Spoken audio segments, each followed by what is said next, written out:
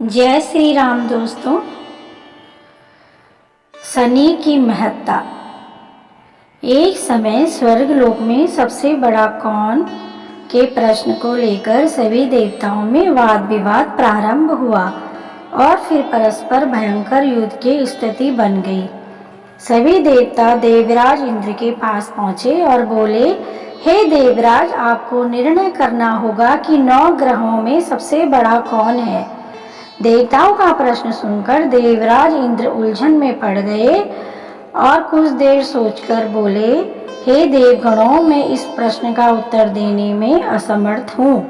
पृथ्वी लोक में उज्जैनी नगरी में राजा विक्रमादित्य का राज्य है।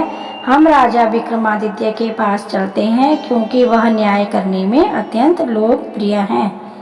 उनके सिंहासन में अवश्य ही कोई जादू है कि उस पर बैठकर राजा विक्रमादित्य दूध का दूध और पानी का पानी अलग करने का न्याय करते हैं।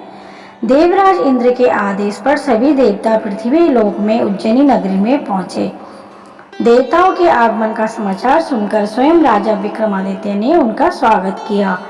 महल में पहुंचकर जब देवताओं ने उनसे अपना प्रश्न पूछा तो राजा विक्रमादित्य भी कुछ देर के लिए परेशान हो उठे, क्योंकि सभी देवता अपनी अपनी शक्तियों के कारण महाशक्तिशाली थे। किसी को भी छोटा या बड़ा कह देने से उनके क्रोध का प्रकोप से भयंकर हानि हो सकती थी। तभी राजा विक्रमादित्य को एक उपाय सूझा और उन्होंने विभिन्न धातुओं स्वर्ण, रजत, कांसा, तांबा, सीसा, रागा, जस्ता, अभ्रक व लोहे के 9 आसन बनवाए। धातुओं के गुणों के अनुसार सभी आसनों को एक दूसरे के पीछे रखवाकर उन्होंने देवताओं को अपने अपने सिंहासन पर बैठने को कहा। सब देवताओं के बैठने के बाद राजा विक्रमादित्य ने कहा कि आपका निर्णय तो स्वयं हो गया। जो सबसे पहले सिंहासन पर विराजमान है वही सबसे बड़ा है। राजा विक्रमादित्य के निर्णय को सुनकर शनि देवता सबसे पीछे आसन पर बैठने के कारण अपने को छोटा जानकर क्रोधित होकर कहा, राजन, तुमने मुझे सबसे पीछे बैठाकर मेरा अपमान किया है। तुम मेरी शक्तियों से परिचित नहीं हो। मैं तुम्हारा सर्वनाश कर दूंगा।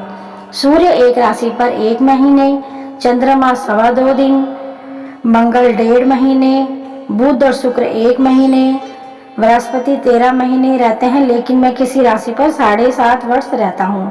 बड़े बड़े देवताओं को मैंने अपने प्रकोप से पीड़ित किया है। राम को 7.5 के कारण ही वन में जाकर रहना पड़ा और रावण को 7.5 के कारण ही युद्ध में मृत्यु का शिकार बनना पड़ा। उसके वंश का सर्वनाश हो गया। राजा, अब तू भी मेरे प्रकोप से नहीं बच सकेगा।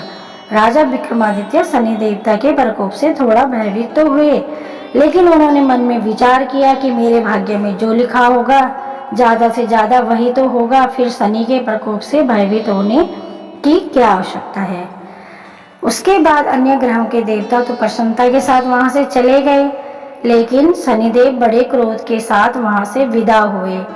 राजा विक्रमादित्य पहले की तरह ही न्याय करते रहे।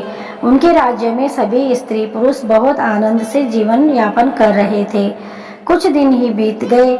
उधर शनिदेव अपने अपमान को भूले नहीं थे। विक्रमादित्य से बदला लेने के लिए एक दिन शनिदेव ने घोड़े के व्यापारी का रूप धारण किया और बहुत से घोड़ों के साथ उज्जैनी नगर पहुंचे। राजा विक्रमादित्य ने राज्य में किसी घोड़े के व्यापारी के आने का समाचार सुना तो अपने अश्वपाल को कुछ घोड़े खरीदने के लिए भेजा। अश्वपाल ने वहां जाकर घोड़ों को देखा तो बहुत खुश हुआ, लेकिन घोड़ों का मूल्य सुनकर उसे बहुत हैरानी हुई। घोड़े बहुत कीमती थे। अश्वपाल ने जब वापस लौटकर इस संबंध में बताया तो राजा स्वयं आकर एक सुंदर व शक्तिशाली घोड़े को पसंद किया। घोड़े की चाल देखने के लिए राजा उस घोड़े पर सवार हुआ तो वह घोड़ा बिजली की गति से दौड़ पड़ा। तेजी से दौड़ता हुआ घोड़ा राजा को दूर एक जंगल में ले गया और फिर राजा को वहां गिराकर जंगल में कहीं गायब हो गया। राजा अपने नगर को लौटने के लिए जंगल में भटकने लगा, लेकिन उसे लौटने का कोई रास्ता नहीं मिला। राजा को भूख प्यास लग आई। बहुत घूमने पर उसे एक चरवाहा मिला। राजा ने उससे पानी मांगा। पानी पीकर राजा ने उस चरवाहे को अपनी अंगूठी दे दी। फिर उससे रास्ता पूछकर वह जंगल से बाहर निकलकर पास के नगर में पहुंचा। राजा ने एक सेठ की दुकान पर बैठकर कुछ देर आराम किया। उस सेठ ने राजा से बातचीत की तो राजा ने उसे बताया कि मैं उज्जैनी से आया हूँ। राजा के कुछ देर दुकान पर बैठने से सेठ जी की बहुत बिक्री हुई, तो सेठ जी ने राजा को बहुत भाग्यवान समझा और उसे अपने घर भोजन के लिए ले गया। सेठ के घर में सोने के एक हार खूंटी पर लटका हुआ था। राजा को उस कमरे में अकेला छोड़कर सेठ कुछ देर के लिए बाहर गया। तभी एक आश्चर्यजनक घटना घटी। राजा के देखते देखते सोने के उस हार को खूंटी निकल गई। सेठ ने कमरे में लौटकर देखा तो हार गायब था। तो चोरी का संदेह राजा पर ही किया, क्योंकि उस कमरे में राजा ही अकेला बैठा था। सेठ ने अपने नौकरों से कहा कि इस परदेसी की रस्सियों से बांधकर नगर के राजा के पास ले चलो। राजा ने विक्रमादित्य से हार के बारे में पूछा तो उसने बताया कि उसके देखते देखते ही खूंटी ने हार को निगल लिया था। इस पर राजा ने क्रोधित होकर चोरी करने के अपराध में विक्रमादित्य के हाथ पांव काटने का आदेश दे दिया। राजा विक्रमादित्य के हाथ पांव काटकर उसे नगर के सड़क पर छोड़ दिया गया। कुछ दिन बाद एक तेली उसे उठाकर अपने घर ले आया और उसे अपने कोलों पर बैठा दिया। राजा आवाज देकर बैलों को हाँकता रहा। इस तरह तैली का बैल चलता रहा और राजा को भोजन मिलता रहा। शनि के प्रकोप की 7.5 पूरी होने पर वर्षा ऋतु प्रारंभ हुई। राजा विक्रमादित्य एक रात मेघ मल्हार गा रहा था कि सभी नगर के राजा की लड़की राजकुमारी मोहिनी रथ पर सवार उस तैली के घर के पास से गुजरी। उसने मेघ मल्हार सुना तो उसे बहुत अच्छा लगा और दासी भेजकर गाने वाले को बुला लाने को कहा। दासी ने लौटकर राजकुमारी को अपंग राजा के बारे में सब कुछ बता दिया। राजकुमारी उसके मेघ मल्हार पर बहुत मोहित हुई, अतः उसने सब कुछ जानकर भी अपंग राजा से विवाह करने का निश्चित कर लिया। राजकुमारी ने अपने माता पिता से जब यह बात कही तो वो हैरान रह गए। राजा को लगा कि उसकी बेटी पागल हो गई है। राजा ने मोहिनी को समझाया कि बेटी, तेरे भाग्य में किसी राजा की रानी होना लिखा है, फिर तू उस अपंग से विवाह करके अपने पांव पर कुल्हाड़ी क्यों मार रही है। राजा ने किसी सुंदर राजकुमार से उसका विवाह करने की बात कही, लेकिन राजकुमारी ने अपनी जिद नहीं छोड़ी। अपनी जिद पूरी कराने के लिए उसने भोजन करना छोड़ दिया और प्राण त्याग देने का निश्चय कर लिया। आखिर राजा रानी को विवश होकर अपंग विक्रमादित्य से राजकुमारी का विवाह करना पड़ा। विवाह के बाद राजा विक्रमादित्य और राजकुमारी तैली के घर में रहने लगे। उसी रात सपने में शनिदेव ने राजा से कहा कि राजा, तुमने मेरा प्रकोप देख लिया, मैं तुम्हें अपने अपमान का दंड दिया है। राजा ने शनिदेव से क्षमा करने को कहा और प्रार्थना की कि हे शनिदेव, आपने जितना दुख मुझे दिया है अन्य किसी को ना देना। शनिदेव ने कुछ सोचते हुए कहा कि राजा, मैं तेरी प्रार्थना स्वीकार करता हूँ। जो कोई स्त्री पुरुष तेरी मेरी पूजा करेगा, शनिवार को व्रत कर मेरी कथा सुनेगा, उस पर मेरी अनुकंपा बनी रहेगी, उसे कोई दुख नहीं होगा। शनिवार को व्रत करने से, चींटियों को आटा डालने से मनुष्य की सभी मनोकामनाएं पूरी होंगी। प्रातःकाल राजा विक्रमादित्य की नींद खुली तो अपने हाथ पांव देखकर राजा को बहुत खुशी हुई। उसने मन ही मन शनिदेव को प्रणाम किया। राजकुमारी भी राजा के हाथ पांव सही सलामत देखकर आश्चर्य में डूब गई।